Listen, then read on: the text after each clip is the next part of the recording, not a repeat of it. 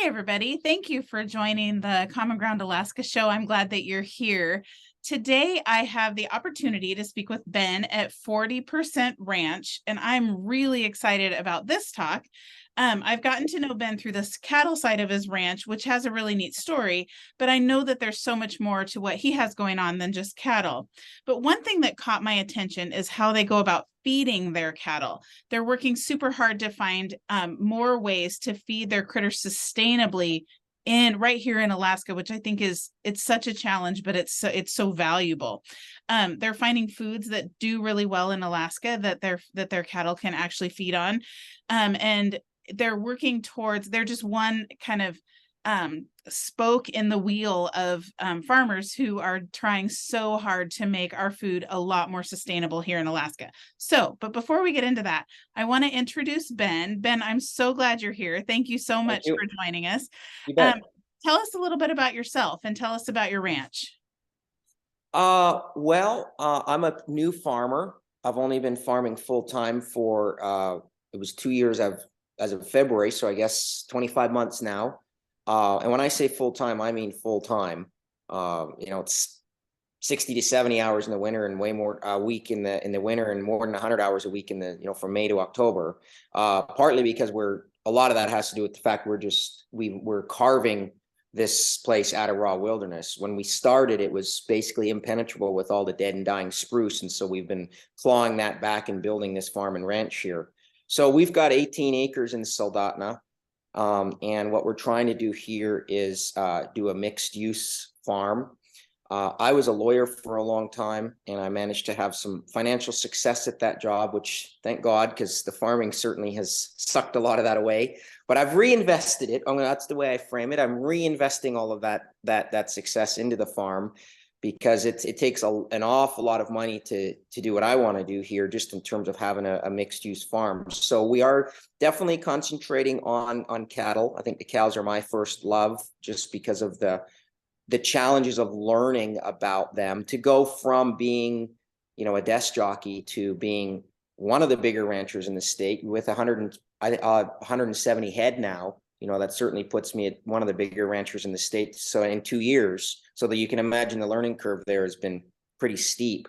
But it's not just the cattle, because we do hogs. Last year we raised, I think, 35 feeder hogs, and we've got some breeding hogs. We did 300 meat birds last year. We did turkeys. We've got laying birds. We've got some goats, which are basically pets for the kids. We've got a few ducks, but we're also finally this year we are putting in the vegetable garden. We've got a 5,000 square foot market garden that we have we've fenced in, and we're doing all the raised beds on, and we've got thousands of plants already started in the greenhouse and grow tent, the onions and the peppers, and we're going to be doing a huge variety of vegetables. We've got a 500 square foot greenhouse that's built and is filled to the brim with starts. I've leased a couple of acres here in Soldotna that's to clear off and to do some root crops, which we'll talk more about. And I've leased 450 acres in Point Mackenzie to do hang and to feed my cows on all summer. We're just trying to do a lot of different things. We're starting over 1,000 shiitake and oyster mushrooms in a few weeks. I've got I've got a bunch of apple scions coming. We're going to try to put in 100 apple tree orchard. So I'm really trying to do a really mixed use food super center here, just to pump out as much food as I possibly can on the farm. So that's what we're doing here. I love that. So let me back up just a second. What made Yeah. you, so you, two questions actually, you can answer them both. First of all, what made you decide to go from being an attorney to being a farmer? I mean, that's a pretty big leap. And second, where did the name of your farm come from? Well, I think for the first question, if you ask me that question on a July day, you'll get a different answer than when it's 25 below and I'm out bedding cattle and just pissed off at what I'm doing. And March is a hard month for me because I think March should be a spring month, and it's still a winter month. And I personally have a hard time with this time of year because I just cannot wait for the snow to go. But I never. It's funny because when I was in law school, 25, 30 years ago, I said that the only reason I ever went to law school was to be a farmer. That was what I always wanted to do. And I was a public defender for most of my career, and that job was fine, but it certainly barely paid the bills, let alone allow me to build a big farm. And then I had some financial success with suing big pharma for some of the mistakes they made with people. And as a result of those cases, my fee was 40% of what I got. So that's the name of the 40%, is kind of an inside joke as to how I paid for everything. So quite frankly, what happened a couple of years ago is that we had some success against Johnson and Johnson, and I suddenly had some money in the bank, and the land next to me became available. And I was given word that some people from California were going to buy it, and I thought, oh boy, do I really want neighbors that are going to complain about what I'm doing over here potentially? So I bought it, and now I had another 9 acres, and I thought, well, I always wanted to be a farmer. I guess here we go. And I just off we went. Well, and you were off to the races for sure. So the irony is not lost on me that this money came from maybe someone who came from a business that's supporting kind of the opposite of what you're doing. It came from big pharma, and you Right. started a farm, which I think that we all know the saying, I support small farms, not big pharma, Right. so I love the irony behind that. That's part of the reason I did it. I couldn't think of a better way to spend their money than to grow food that is medicine. And I really believe that. I'm almost 50 years old, and I go to the doctor very rarely, but whenever I do, they always ask me, what medications are you taking? And then they never believe me when I say none, nothing. I don't want their drugs and their medication. Part of that is, I know everyone's different, but part of that is I believe strongly that food is medicine, and you are what you eat. And if you eat McDonald's 3 times a week and, drink 2 liters of soda, you might need to take more medications than if you just don't. So, I mean, that's my own personal worldview about food and about the quality of food. And so I enjoyed spending their money on sticking it to them a little bit, you bet. Yeah, Yeah. well, and I think that kind of lends to the whole idea of know your food, know your farmer, know your food too. And so hearing kind of your passion and your reason behind it is, I think that's super beneficial. So why, I didn't ask, I didn't ask this question, so I don't know the answer. But were you originally from the lower 48, or were you from Alaska? And that kind of lends to the second question: why in the world have a cattle ranch in Alaska? Wouldn't it just be easier to do it in the lower 48? Well, I was originally actually from Canada. I grew up in the Yukon Territory in British Columbia. And so I'm not from the lower 48. And the answer is absolutely. And again, ask me that question in December. I mean, everyone thinks I'm insane, and so do I. It would have been a lot easier. And I'm certainly, to be honest with you, I was a little bit naive when I went into it about some of the challenges. There's no question about that. It doesn't help that we got more snow this year than in, almost any time in the last 100 years. That definitely has not helped my mood in that regard. But yeah, it is. But look, to me, what really blows my mind and what really bothers me is that we live in the biggest state in the union. We've got millions of acres of land that's suitable for agriculture, and yet we import 95 to 97% of our food. And that to me just staggers the imagination, because I can understand why we're importing coffee or oranges or avocados, but I can't for the life of me understand why we're importing beef or chicken or potatoes or wheat or carrots or lettuce or all of these other things, eggs and all these other things. And I understand it has to do with costs and economies and scale of and all of that sort of thing. But the way I partly looked at it is that if people don't step up and take the risk and do the work, we're never going to improve that, ever. Yeah. And so I had a little bit of financial success, and quite frankly, between you and me, I would rather spend it on the farm than give it to the IRS. I mean, being a farmer is a great tax deduction. And it's true. I mean, especially when you start from scratch, you've got a lot. The cost of building this place has been ridiculous, and I'm trying to run it as a business. It's not a hobby. So if I have a choice between giving the IRS money and buying cattle, I'm going to buy cattle. Sounds good to me. Yeah.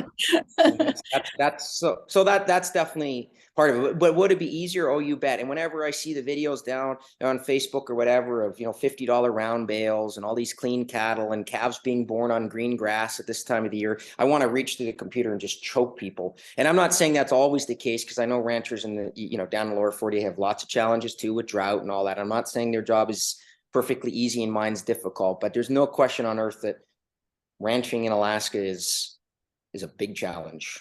Yes, You, it is. yeah. And I agree with what you said. I think we all kind of feel that pull as the weather gets nicer, as you go outside and there's warmth in the sun, you just automatically feel that need to do something. And as we're farmers, not ranchers. And so there's no digging in the dirt. There's no preparing, there's no building garden beds. Right. There's only so much you can do in any of the greenhouses. So Right. I understand you kind of get that itch in March, and it's hard because we feel like we're ready to just kind of hit it hard and fast, and yet we're still just standing still for Extra 6 weeks. Yeah. yeah, for another month and a half. Yeah, Yeah. it's It's really it's hard. it's terrible after a winter of waiting. It's not good. It's Yeah. not good for, I mean, it's not good for me emotionally, because I can't stand this time of the year, because all I want to do is get outside, start clearing trees, start building, start being working. I got a list of things to do on the farm this year that would blow your mind, and I can't do any of them because I literally have 5 feet of snow. Yeah, Oh, it's so true. But we do muddle through, and when breakup is over and the ground firms up, oh my goodness, then we do hit it hard, and it's a good thing. Okay, so I want to know, I'm super curious, what the first time I ever really heard about your farm, I think that you made a post about, did you hire someone to grow some beets and stuff for you up in Palmer? Was that you? Or that was tell me me. about, Yeah. yeah, okay. So and I thought, well, that's kind of interesting. And so then Gina and I started talking about different ways to feed our, because we'd like to get cows, but we have a very small, we only have 10 acres to do everything we want to do on, which it's not much when you want to grow on the scale that we're growing. Um, so obviously Well, we're not in, you could do cows on 10 acres. well, we have 5 of it is orchard, fenced orchard for our UPIC farm. But and then there's the house acreage. It just kind of everything. But when I was hearing about you talking about growing, we don't have enough acreage to grow hay to support cows. So Mhm. so then when you were talking about other crops, it really got me curious. So tell me a little bit about, number one, what brought that about, and how's it working, and what were you growing? I want to kind of dig into that for a minute. Well, it's really important to understand that right now I have 59 cattle here. I got calves coming, and I have cattle coming from all over the place. So by the end of the summer, I'll be over 100, 170 head or so. I don't have I'm not trying to feed them a single blade of grass from my property. I've only, they're on maybe 5 or 8 acres that's fenced in. I'm basically what I consider myself as a humane feedlot. In the summertime, my cows go off to pasture 250 acres and get to be real cows. But for, 8 months of the year, they're here with me feeding them nothing. I could never sustain that number of cows on 5 acres, maybe one or two, right? So the biggest, other than taxes and insurance, which is a topic for another day, as to how property tax needs to be changed in this state, because it's ridiculous for farmers. But don't even get me started on that, because it's so unfair. But is feed is obviously my biggest expense. So one of the big advantages to being a new farmer is I didn't know anything. It's also a disadvantage, but I considered it a huge advantage because I wasn't trapped into this, gee, my granddaddy did it this way, and so I got to do it this way. And especially being a lawyer, research was something that was just, second nature to me. So I started thinking from day one, how do I feed these cows? And I think there's this misconception among a lot of people that cows have to eat just hay or grass, and that's absolutely not true. And so, for example, they've done a lot of studies in Idaho and in Prince Edward Island, a Canadian province where they grow a lot of potatoes. Cows can eat up to 50% of their diet in potatoes and do just well, and do just great. And what happens to grow really, really, really, really well in Alaska? Potatoes, right? And they're cheap. And and cows are, and especially here, because in the wintertime, cows need extra carbs to stay warm. What are potatoes? They're full of carbs, right? So I started thinking about how to reduce those costs of the hay, and especially because hay, especially in South Central Alaska, is such an unstable commodity. You know, it was funny. I was reading a paper about food security that was dated 2003 or 2004, something like that, from Alaska. And it talked about, even way back then, about the perpetual hay shortage in Alaska. And it was a 20-year-old, you know, and there's these ups and down years where hay gets ridiculous and then it's unavailable. And one year there's not enough snow cover, so there's no groundwater, and then there's no hay, and then we have a drought, and then there's too much rain. And, you know, it's so all of that got me thinking, how do I feed this number of cows when without having to buy as much hay? But also much just as important to me is, how do I keep those farming dollars in state? That's a very important issue for me. I support 4 different farmers right now. I have 4 farmers that work either exclusively for me or give me a huge percentage of what they grow, because 170 cows, by the way, eating 30 pounds a day times 365, my cows consume almost 2 million pounds of feed a year. Wow. So, and I try to buy all of that in state, all of it. It's either the grass that's on pasture or all of it in state. So I could buy corn, for example, from outside, but rather than do corn, when I researched corn, I learned that cows can do almost as well on beets as they do on corn, but beets aren't GMO. I can buy them in state. I can support a local Alaska farmer. I can have some say over quality control, and I can produce, in my opinion, what's a superior product.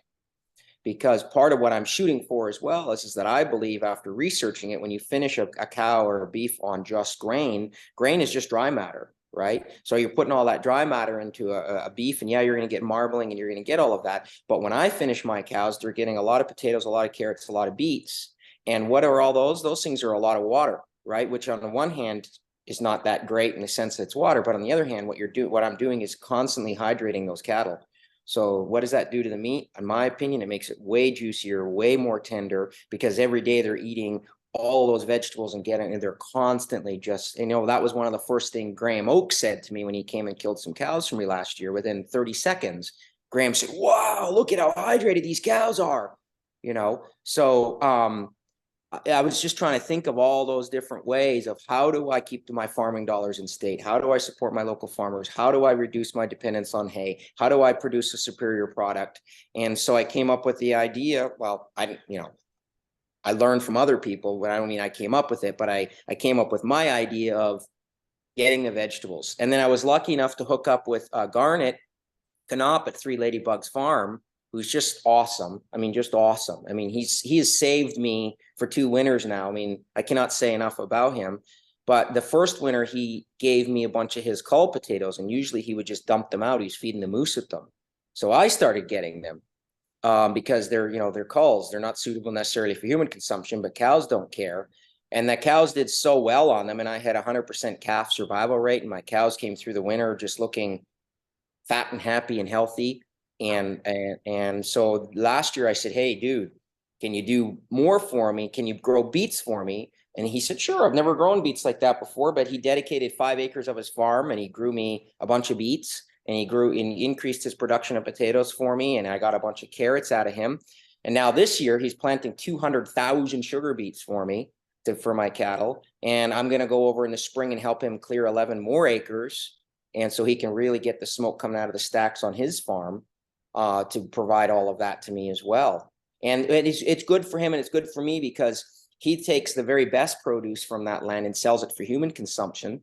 And then I get what's left over to feed the cows. And if it's got a little, mold on it, or a little, not really mold, but, little spots, or it's got a worm damage, or, whatever, how picky consumers can be in terms of their food. But anything that's not grade A kind of human quality gets turned into cattle feed, and the cows love it. He loves it. I love it. The eaters of the beef and pork love it.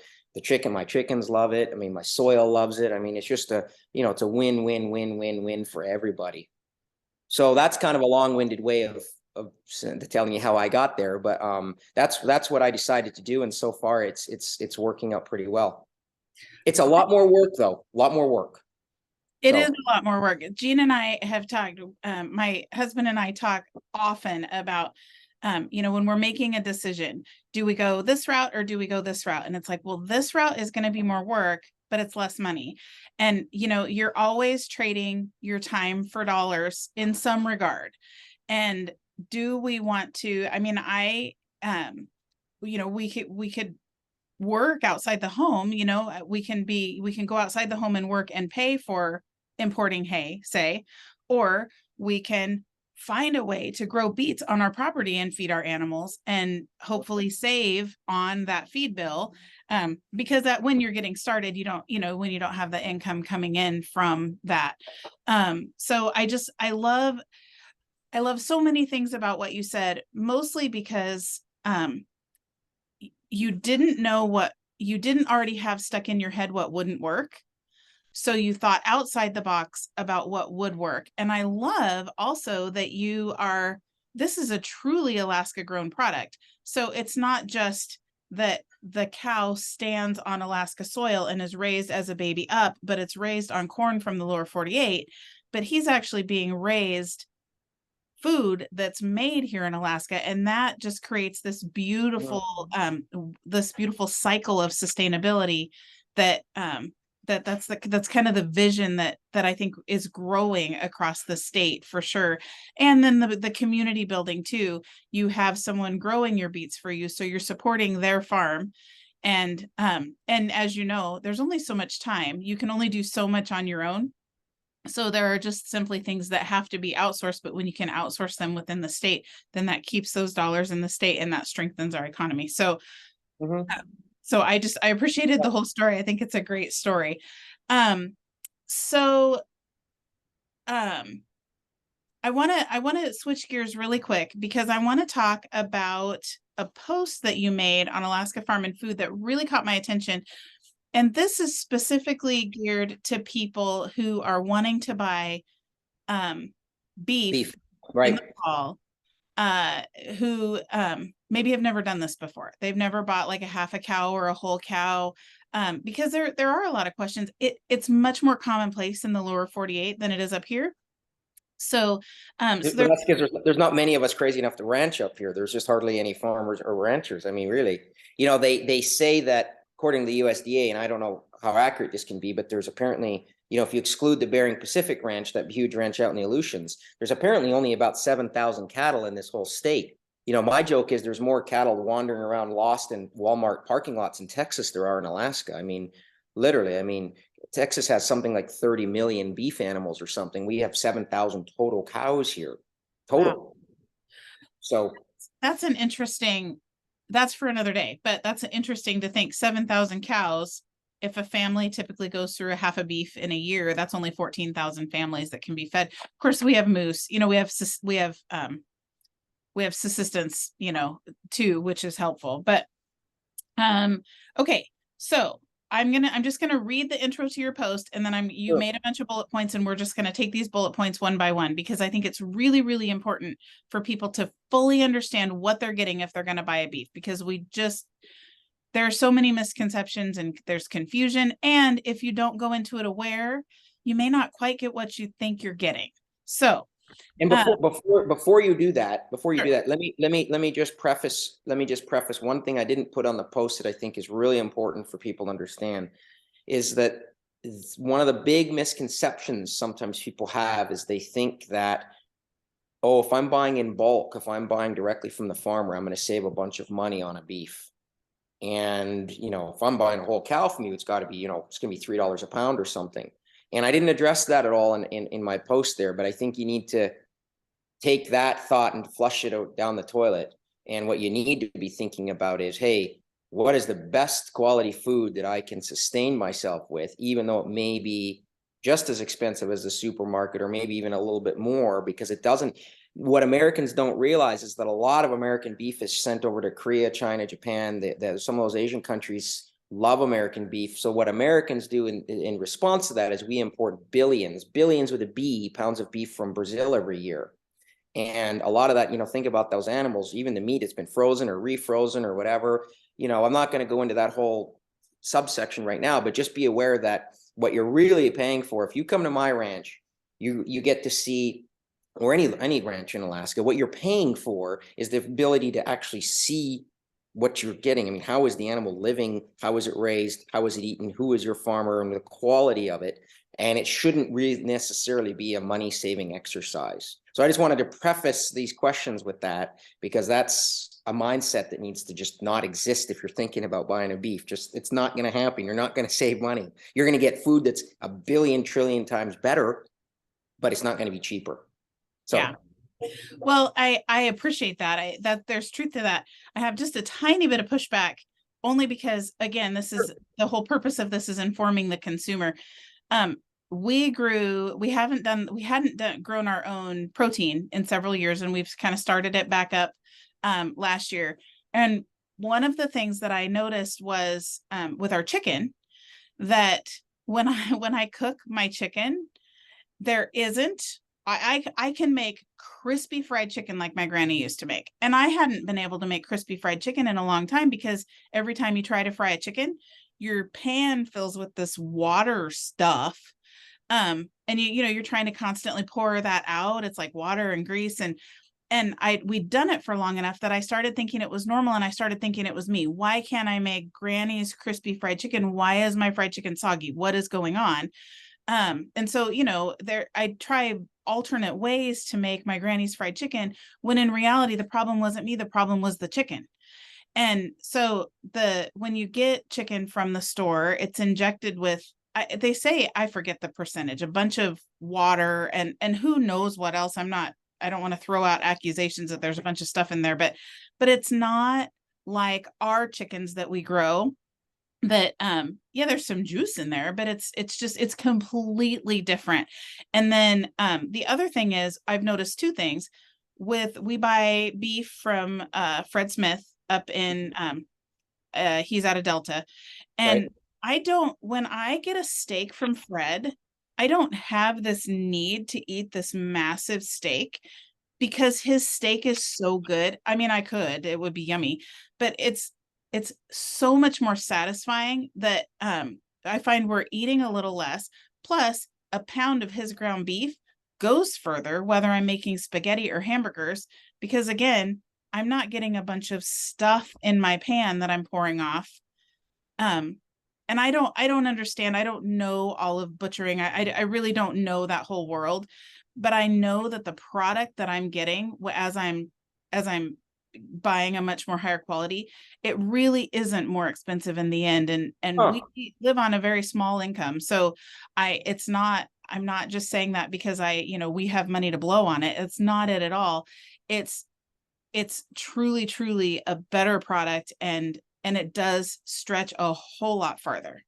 I'd never considered that aspect at all. So maybe it isn't more expensive. I look at it just from the, maybe on the ranching side, the price per pound hanging weight and what your yields are and things, and it might be slightly more expensive, but obviously it is a way better product. I mean, it's not even a question, and with chicken, pork, and beef. I'm particularly proud of my pork, by the way, because as good as my beef is, at least with beef animals in the United States, a lot of them get to start their life on pasture and then they finished in a feedlot. But one of the main reasons I didn't discuss with you earlier when you asked why I did this is because I care so deeply about animal welfare, which is a weird thing to say for someone that raises animal for feed.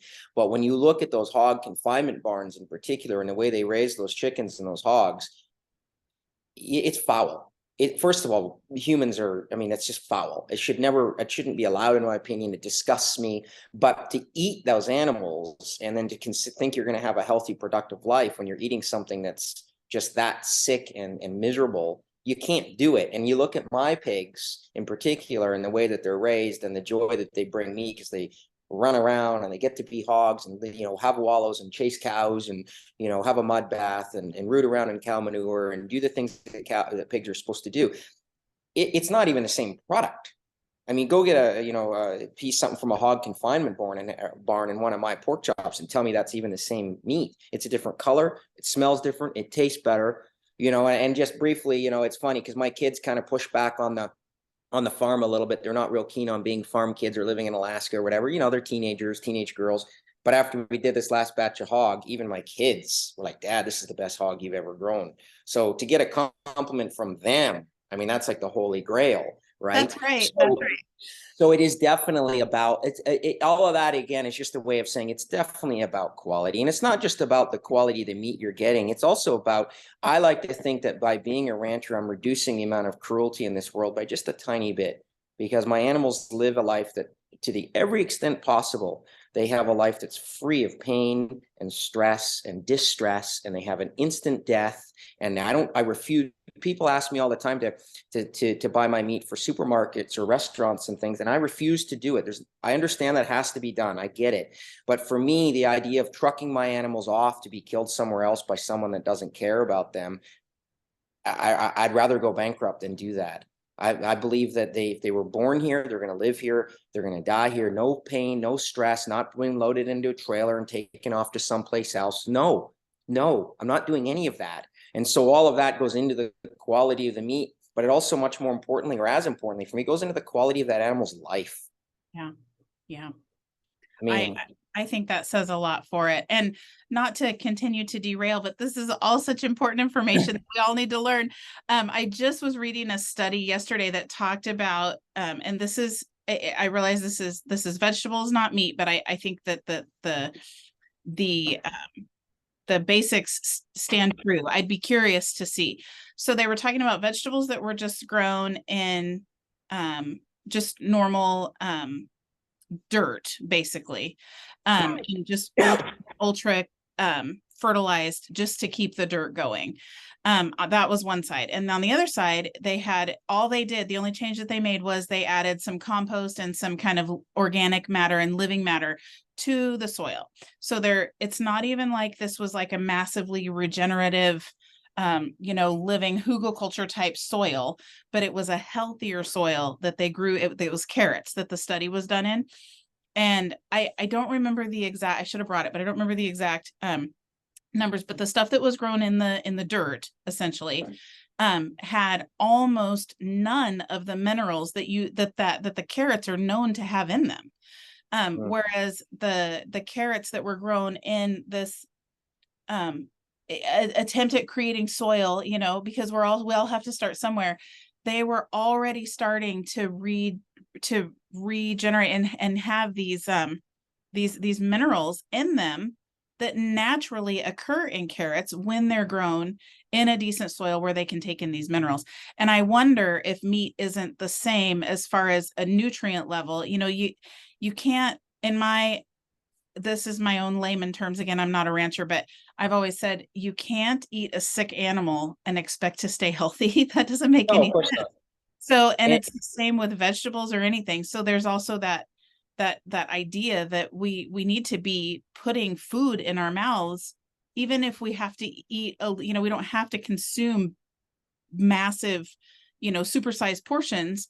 But the nutrient value is so much more intense in it that, it's so much better. right. I agree. And I think my beef and pork are probably filled to the brim with nutrients, partly because of how they feed them, because rather than just getting hay, for example, which, everyone does their own thing. But my animals, they're going to get some hay, they're going to get some barley grown in Delta Junction, they're going to get some potatoes, they're going to get some beets, they're going to get some carrots, so there's going to be, et cetera, et cetera. So if I'm missing some nutrients on one part of it, they get it from something else. And I do that purposely because I want them to have that varied diet, because I think it makes for healthier animals, but also, and happier animals, but also because I want to make sure that they're just, that beef done right is one of the most nutrient dense foods on the planet. It really is a superfood. Go look that up. I mean, just look at what is packed into beef. I mean, it's awesome when it's done right. So yeah. On that note, we better get to this list, and we'll be here all morning, John. All right. Okay, so I'm going to read how you introduce this. So you said, sure. Over the next few months, I expect ranchers and farmers to start taking orders for fall meat. I found myself on the phone a lot with people last year with the same questions. So I thought a beef buying primer might be helpful, which is brilliant. If you're considering buying a whole half or quarter beef this year from an Alaskan rancher, here are some helpful pointers. These basic points are mostly true for pork, just the numbers are different. Okay, so we're going to go through these points. Number one, Beef is usually sold by hanging weight. That means killed, cleaned, and usually cut into quarters. That is the weight you pay for. So you're saying we're paying the hanging weight. You're not paying, what are you not paying for in it? And what are you actually getting with it? Well, I have to pay to grill the whole animal, but the consumer gets a, I consider it a deal there, because what you're not paying for is the head, the hide, the feet, or any of the guts or the internals.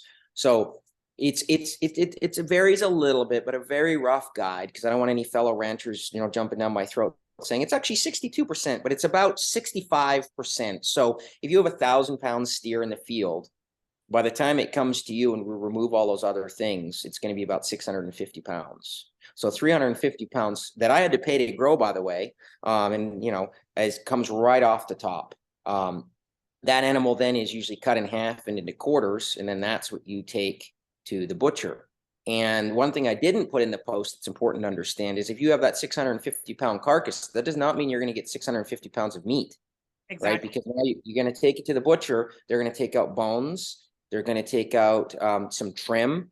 No matter what animal it is, there's going to be some trim that turns into dog food because maybe some hair touched it, or it's bloodshot or whatever. It's the same when you're hunting moose or whatever. There's going to be some waste and trim. And so again, it's roughly about 650 or 65% of that again. So what 1,000-pound steer boils down to about 400 pounds of wrapped meat in your freezer is what you end up with. Of course, of that extra 200 pounds or whatever of trim, that's not all waste, because of course you're going to have lovely soup bones. You're going to have some dog food, that sort of stuff. So it's not waste, but it's not your cut and wrap prime meat.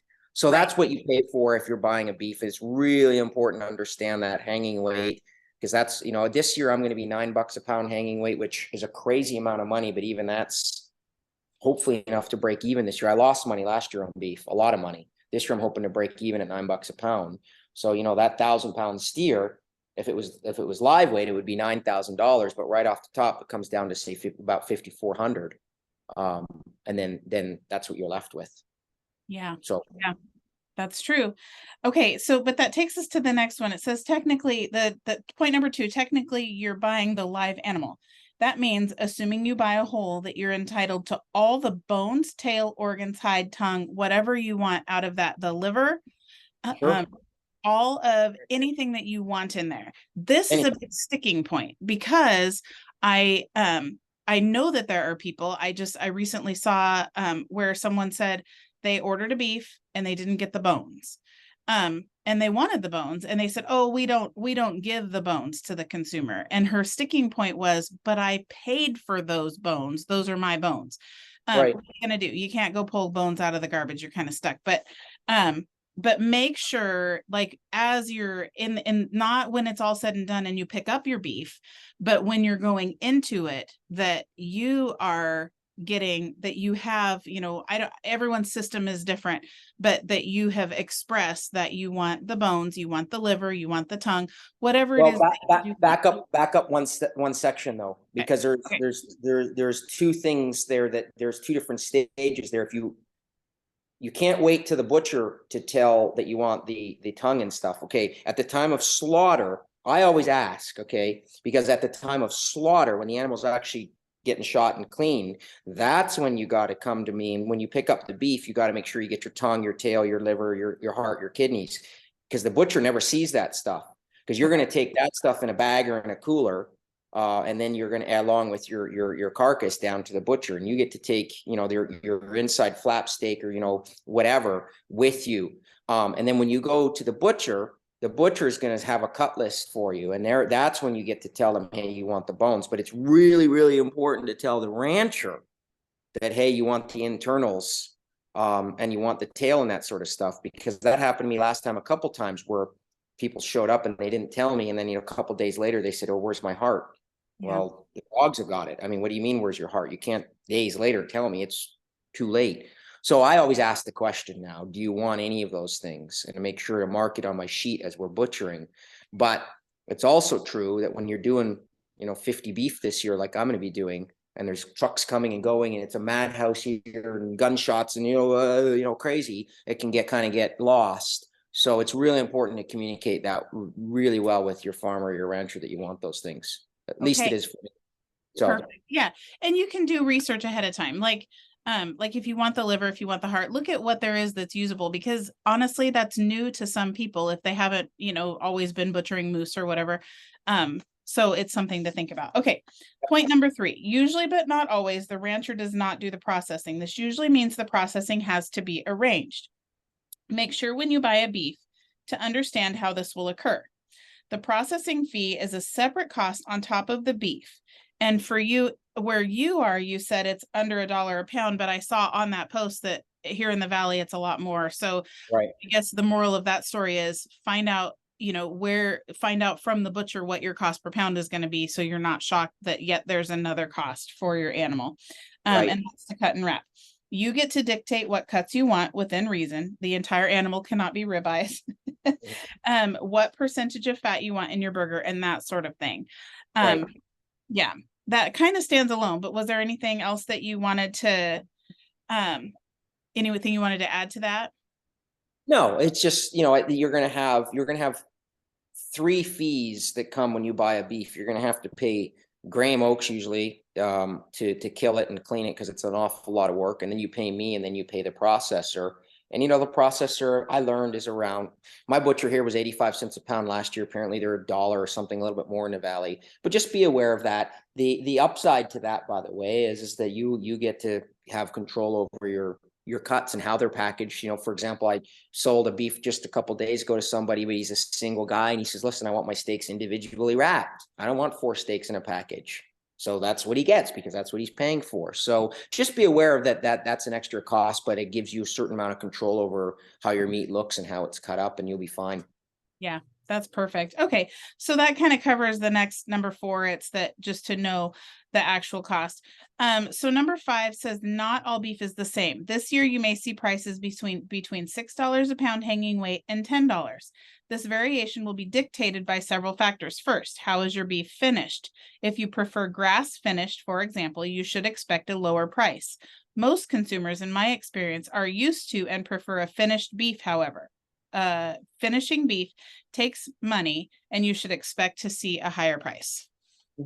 It's funny because grass fed, they call it grass fed, which is a misnomer because of course all cows are grass fed, but really it's more properly called grass finished. But it's got the stigma, so to speak, of being the healthier, better product, and a lot of times it's more expensive. You go to a Whole Foods in California, for example, and buy grass fed beef, it's going to cost a fortune, right? But for me, just being completely honest with the consumer as an Alaskan rancher, maybe it's different in the States, I don't know.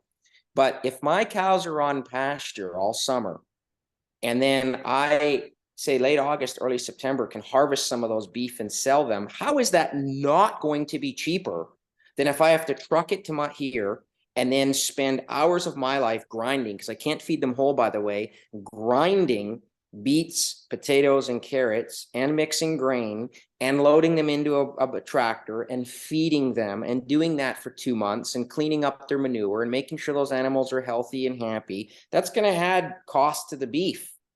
So in my opinion, grass finished beef in Alaska should be cheaper. And I think it is a little bit cheaper. And I don't know what everyone else is going to charge this year. As I said, I'm going to charge $9 a pound, which is it's a fair amount of money for beef, but that's for the finished beef because I have to pay for those 200,000 sugar beets, and I'm going to buy tons of grain from John Robinson and Delta Junction and do all the things we talked about earlier and keeping those farm dollars in state to pack those calories into my beef animals, so that at the end of the day, they've got some juice, they've got some sizzle, they got some fat, they got some marbling, and the customer gets a really superior product. So just be aware of what you're getting, because that last year I was really frustrated. People would say, oh, I can buy beef for $6 a pound. Oh, and when I was $7.50, okay, well, what is that beef? Oh, it's just grass finished. Well, that's not the same thing. That's an animal that's been on pasture all summer, and of course it's cheaper than mine, because they're not getting 1,000 or 1,500 pounds of vegetables and grain given to them over a period of months. So Right. it just depends what you like. There's no right or wrong answer. I'm not trying to sound like, one is better than the other, or any of those things. I don't mean that at all. I just mean if you you can't expect to get a completely finished animal in the way maybe you're accustomed for if it's grain or if it's grass finished and get the lower price because you're just not the same animal. It's That's true. all. So And I think it's important to just distinguish super quick. You can just, it's simple to look in on Google, but like grass-fed hamburger is going to fry up different than I guess finished or whatever hamburger. just grain. Yeah. So you just want to know the difference, because you sure don't want to buy a whole beef or half a beef and think you've got food in your freezer for your family and then realize it's, with grass fed, it tends to not have the marbling as much as something that's been finished. So it's not bad. Like you said, and you can probably explain that better, but it's not that it's bad. It's just that it's different and you want to know what you're buying. So you're happy with your product. Yeah. If you come to my ranch and, pay me $5,000 for a big fat juicy steer and then you leave and you're not happy with it, because it was grass finished, it's got a different flavor profile. It's just not what people, I think, often ask for grass finished. And I usually talk people out of it, to be honest, because they say, oh, I want a grass fed beef because, they've read that it's better for you, or the balance between omega-6s and omega-3s is better or whatever. But then they smell it or they taste it and go, what is this? So that's not the consumer experience that I want. Yeah. But just know what you want. If on the other hand, if you've used to eating grass finished beef and you like it and you want it, I can happily sell it to you all day long. It's cheaper for me, to be honest with you. Pulling the cows off pasture and having them harvested saves me a stupid amount of work, because that's an animal I don't have to feed for 2 months and pick up its poop. I mean, okay. But at the same time, what my reputation that I want over the next, 5-10 years is I want to be known as having certainly the best beef on the Kenai, and eventually the best beef in the state. That's my goal. And I'm not going to get there by having customers that buy grass finished and taste it and go, what is this garbage, when they wanted something that they're more used to eating. Okay. So it's just important to know. Okay, that makes perfect sense. And the next one kind of leads into this. Don't be afraid to ask questions of your rancher. If you're going to spend a lot of money on beef, you should have all your questions answered. Common questions are: how was the animal treated? How and what was it fed? Were any vaccines or other medications used during the life of the animal? What conditions did the animals live in? If those things matter to you, better yet, go see. And I know that you've opened up your farm once. You did like a farm tour. And I think that's super important to do that. But part of buying local beef and maybe paying more for it is to make sure you're getting the very best quality food there is. That kind of speaks for itself. But did you have anything to add?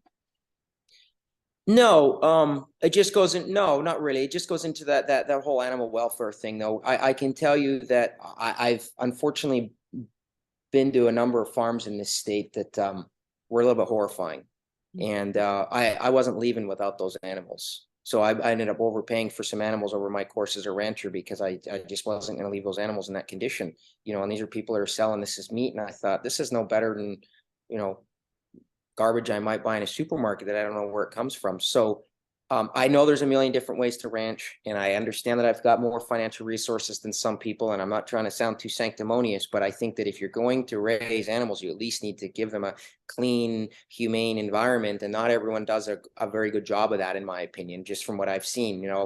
I've had to move garbage and dead animals and things out of the way sometimes to get to load a cow in a trailer, and it's just, just filth.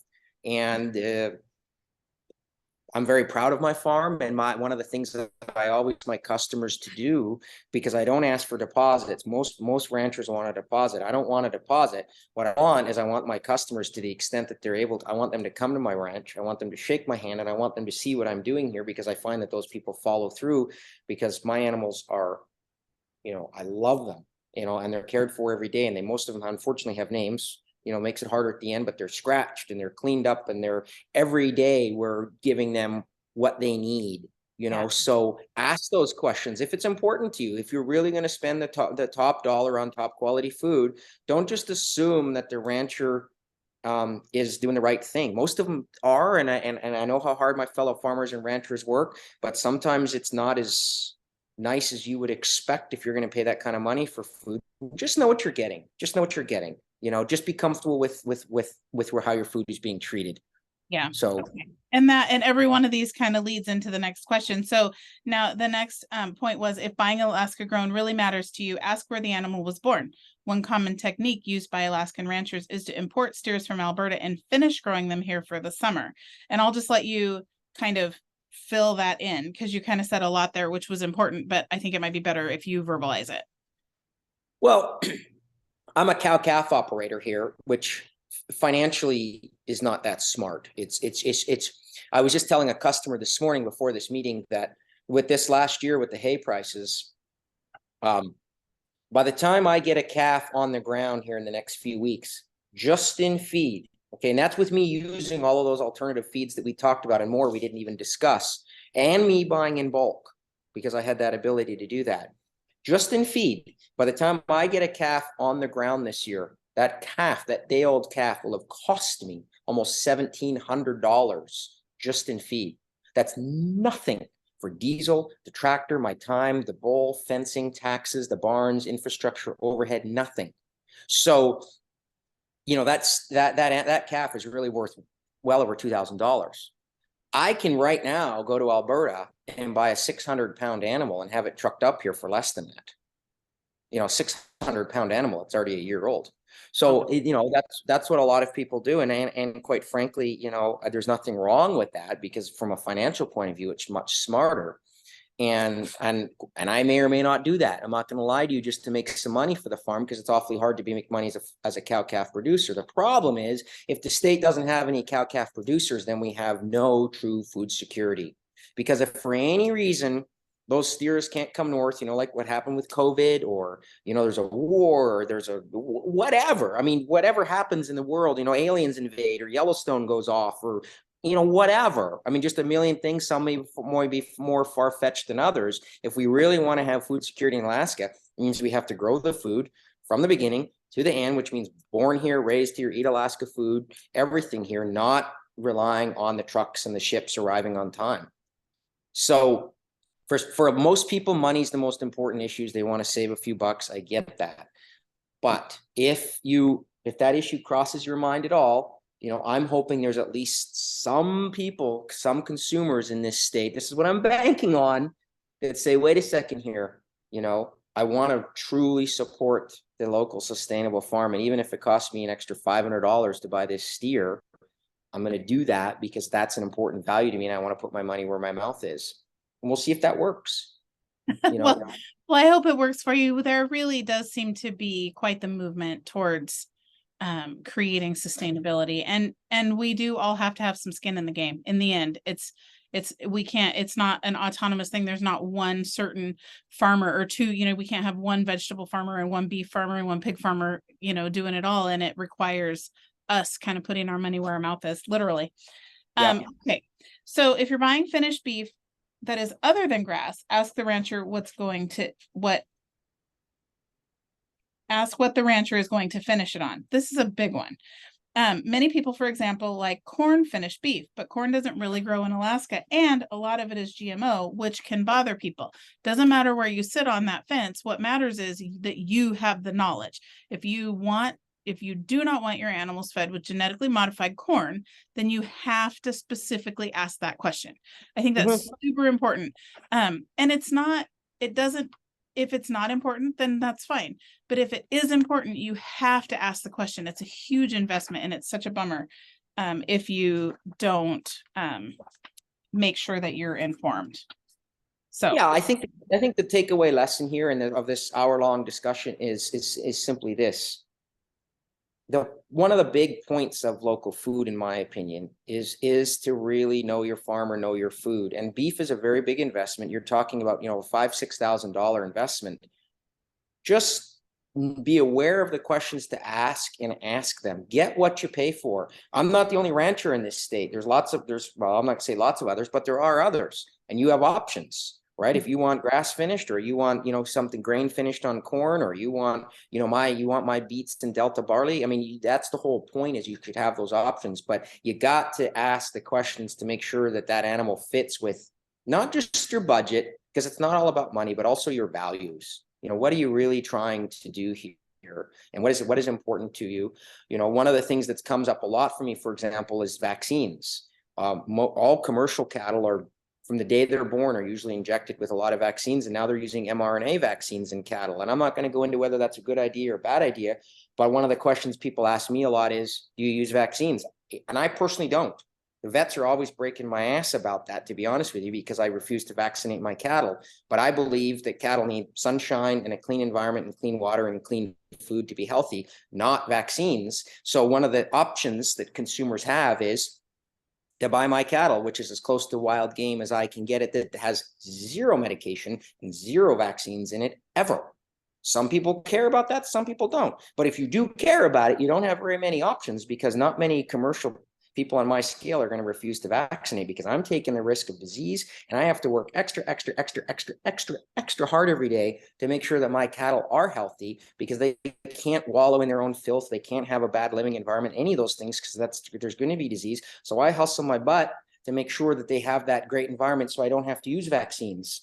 So that's my own personal ethics, and maybe that fits with yours and maybe it doesn't. But the point of all this is, you have a choice, and use your choice, use your dollars. You can change the world with your dollars. Your food choices make such a huge difference, such a huge difference. If you're going to buy commercially raised hogs that are chained by their snout in a cage and they can't even turn around, then that's what you're supporting.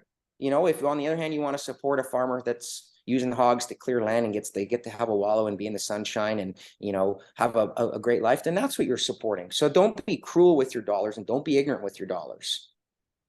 I think that sums it up, Ben. I think that this has been a great interview. I know we went just a little long, but I appreciate you taking the time to kind of really dig a little deeper, because we want to make sure that, you know, it's having the information out there for Alaskans that I think is really, really important. So I really appreciate the time.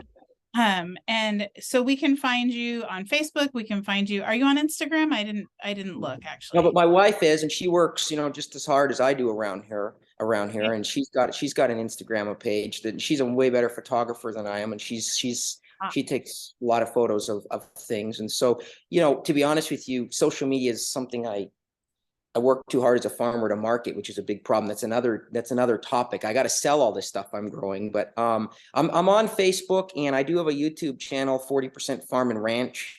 And what I did on that was I've been chronicling the whole adventures of me as a farmer. So the very first video is me standing there 2 years ago in February saying, "Hey, I just bought all this land and I think I'm going to be a farmer and I don't know what I'm doing." I love And about 700 videos have been posted there, some of which are going to be more interesting than others, I'm sure, to people. But that's been my whole chronicle of how do we build a barn? Where do I get cattle? How do I feed cattle? Hey, here's my first batch of piglets. Hey, here's chicks. You know, hey, we're going to do apple trees. Hey, here's our vegetable garden. Here, all of that is on there as well. So if anybody finds that interesting, you know, you can watch my successes and failures, plenty of failures.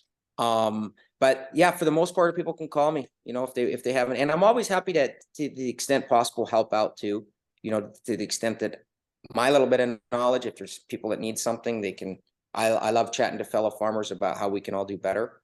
And, you know, people can call me and or text me, and, you know, we'll talk about whatever we can. That sounds perfect. So I'll put all that in. I'll find all the links to everything, and I'll put all that in the show notes, so people can find you easily. So that'll be great. Ben, thank you so much for taking the time. It's been really informative, and I know we definitely are hoping to make it down to the Kenai this summer, and we'd love to check out your farm. So you bet. And I'm going to be doing another farm tour in May for the community as well. So I'll post that on Facebook, and I'm sure you'll see it. Oh, awesome. I love it. Okay. All right. I appreciate your time, and yeah, I hope that this has been helpful.